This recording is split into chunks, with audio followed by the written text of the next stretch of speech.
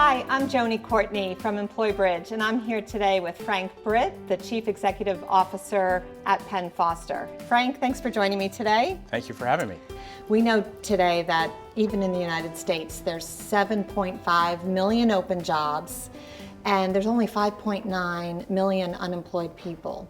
And those jobs aren't getting filled all the time, and for a number of reasons. But one of the reasons we hear about is the skills gap. You know, have we provided enough education and training to kind of meet the demands? So I'm curious your take on how we got ourselves kind of into this dilemma today where we don't have the talent trained with the right skills to meet not only the jobs of today, but the future of work. Yeah, I think in our organization at Penn Foster, we're particularly preoccupied with a segment of the workforce, which is oftentimes referred to as the middle skilled. So there's 160 million adults who work, half of whom have an associate degree or less. We are very focused on helping those folks take better control of their economic destinies and really having better impact in their communities. The challenge that we've all encountered in the so-called skills gap, we firstly like to point out, has been a problem since really the beginning of the market-based economy. I'm sure if you went back and looked in the early 20s, whatever the inventions were, back in the day, there was always a gap of not enough people who could fix the steam engines and so forth. So in some sense, the problem is the same problem we've always had. What's notably different is the context. And the context is the future of work is changing very rapidly. The traditional solutions that the government has supported, like workforce boards, really aren't working. Employers are starting to recognize that they have to do and take a more activist approach to help this middle skilled workforce take better control of their economic futures. And so what we see is this sort of inflection point, which is always a little bit messy, where the traditional solutions are really not sufficient for the future, either from the consumer worker perspective or from the employer perspective, and arguably even from the government. So everyone agrees of the problem. I think where the real conversation is about to begin and is really accelerating is who's going to lead by example. Our view is that employers are going to be the new voice. It's not going to be government. We think individuals will take better control of their destinies too, but the largest, most progressive employers are going to have to step up to the leadership challenge and not be dependent on government as much as they once did.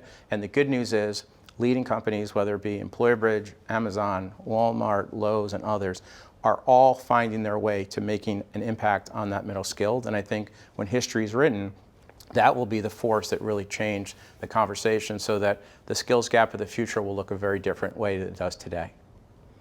I agree, and I also see that the most wonderful thing is that the worker wants to learn.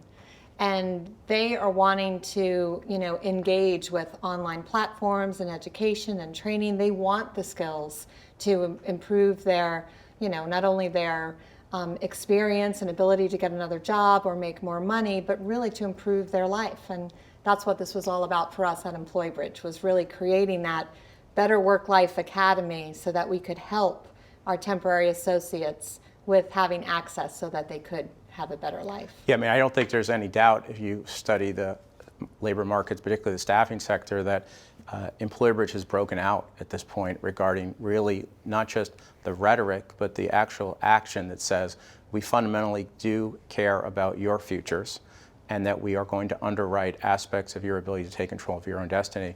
I think you also make another good point, which is there are some who believe that the cohort of middle skilled workers don't have that desire, don't have that grit, don't have that commitment to self-improvement. And our experience every day is nothing could be farther from the truth. They have a variety of other complexities in their lives that they manage through as best they can, but ultimately they realize that skills are the currency of their ability to take better control of their future. And I think that's why the power of what you folks have done is so important, because you've led by example and signaled to the individuals that you have confidence in them. And I think in many cases, confidence, even more than competence, is the real gap. And what you've done is you signal to them that you have confidence and belief and conviction in them. And when you do that, it's amazing how people can take control of their futures. Well, thank you. And thank you for spending time with us today. I'm sure your insights will be very helpful. Thank you.